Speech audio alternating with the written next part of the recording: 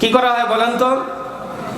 আল্লাহ তাআলার স্মরণ করা হয়, আল্লাহ তাআলার বড়ত্বের কথা বলা হয়, আল্লাহ তাআলার মাহাত্ম্যের কথা বলা হয়, আল্লাহ তাআলার জিকির করা হয়, যেখানে আল্লাহর বিধানের কথা, কোরআনের কথা আলোচনা করা হয়। আল্লাহ নবী বলছেন ইল্লা হাফাতহুমুল মালাইকা, যেই মজলিসে বলা হয় ওই মজলিসটাকে ফেরেশতারা চারিদিক থেকে বেষ্টনী দিয়ে দেয়, ঘিরে নেয়। বলেন সুবহানাল্লাহ।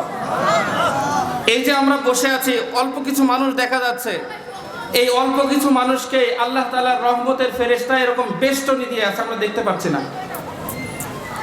এটা অনেক বড় কথা না? ফেরেশতারা আমাদেরকে বেষ্টনী দিয়ে আছে, এরকম বেষ্টনী না যে শুধু এরকম লাইন দিয়ে দাঁড়িয়ে আছে, বিষয়টা এরকম না।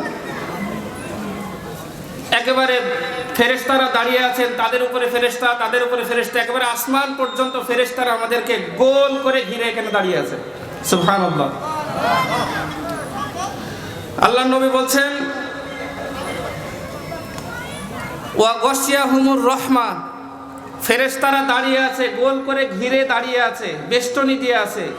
ওয়া গশিয়াহুমুর রাহমা, এবং আল্লাহ তাআলা তাদের উপরে রহমত বর্ষণ করছেন। সুবহানাল্লাহ।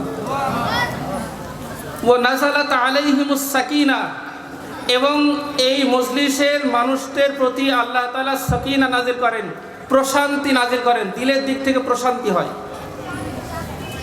এরপরে যে কথাটা বলছেন সেই কথাটা শুনলে আরো অবাক হয়ে যাবেন। এরপরে আল্লাহ নবী সাল্লাল্লাহু আলাইহি সাল্লাম বলছেন ওয়া যাকারাহুমুল্লাহু ফীমান ইনদাহ, এবং আল্লাহ রাব্বুল আলামিন তার ফেরেশতাদেরকে ডেকে নিয়ে এই মানুষগুলো সম্পর্কে আল্লাহ তাআলা নিজে ফেরেশতাদের সামনে আলোচনা করেছেন। বলেন সুবহানাল্লাহ। কত বড় মর্যাদার কথা, যদি আমরা জানতাম আর বুঝতাম। আজকে যদি কোনো দুনিয়ার প্রাইম মিনিস্টার, প্রধানমন্ত্রী কোনো দেশের অথবা মন্ত্রী, এর আগে আমাদের জেলায় একজন মন্ত্রী ছিল না, আপনারা দেখেছেন, আপনারা মন্ত্রী যখন এলাকায় আসতো তখন সামনে পিছনে পুলিশ, ম্যাজিস্ট্রেট, বিভিন্ন লোকজন দিয়ে প্রটোকল তৈরি করা হতো, সামনে পিছনে লোক দিয়ে প্রটোকল দেওয়া হতো।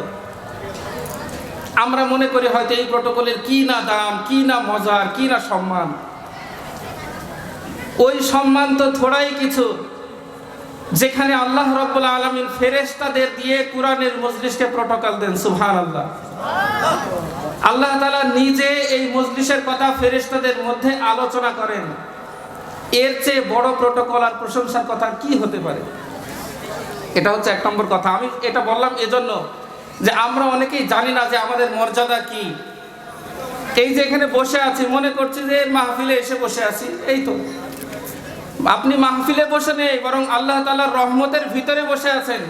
আপনি মাহফিলে বসে নেই, বরং ফেরেশতাদের বেষ্টনীর মধ্যে বসে আছেন। আপনি মাহফিলে বসে নেই, বরং এমন এক মজলিসের মধ্যে বসে আছেন যেই মজলিসের কথা আল্লাহ তাআলা নিজে তার ফেরেশতাদের মধ্যে আলোচনা করছেন। সুবহানাল্লাহ। এমন এক মজলিসের মধ্যে আপনারা বসে আছেন। সম্মানিত উপস্থিতি, দুই নম্বর কথা, এটা হলো এক নম্বর কথা গেল, খেয়াল করে রাখবেন পয়েন্টগুলো। এক নম্বর কথা, এই মজলিসের ফজিলতের কথা বললাম।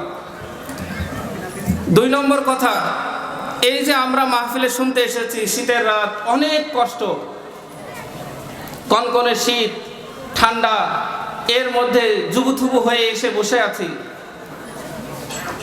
এই যে কষ্ট করে আসলাম, এই আসার আগে আমার নিয়তকে পরিশুদ্ধ করে নিতে হবে। কি করতে হবে বলেন? নিয়তকে পরিশুদ্ধ করে নিতে হবে, নিয়তকে সহি করে নিতে হবে। আমি যে কাজে এসেছি, এই কাজে আমার উদ্দেশ্য কি, উদ্দেশ্য ঠিক করে নেবেন আগের থেকে। দ্বিতীয় বক্তা আলোচনা করবেন, প্রধান বক্তা যিনি আছেন উনি খুব জ্ঞানগর্ভ আলোচনা করেন, আমরা ওনাকে চিনি, খুব জ্ঞানগর্ভ আলোচনা করেন উনি। তো ওই কথাগুলো শোনার আগে এই কথাগুলো ভালো করে দিলের মধ্যে বসিয়ে নেন। নিয়তকে পরিশুদ্ধ করে নিতে হবে। আল্লাহ নবী সাল্লাল্লাহু আলাইহি ওয়াসাল্লাম বলছেন, বুখারী শরীফের 1 নম্বর হাদিস, আল্লাহ নবী সাল্লাল্লাহু আলাইহি ওয়াসাল্লাম বলছেন, ওমর রাদিয়াল্লাহু আনহু বর্ণনা করেছেন হাদিসটা। নবীজি বলছেন ইন্নামাল আমালু বিন্নিয়াত,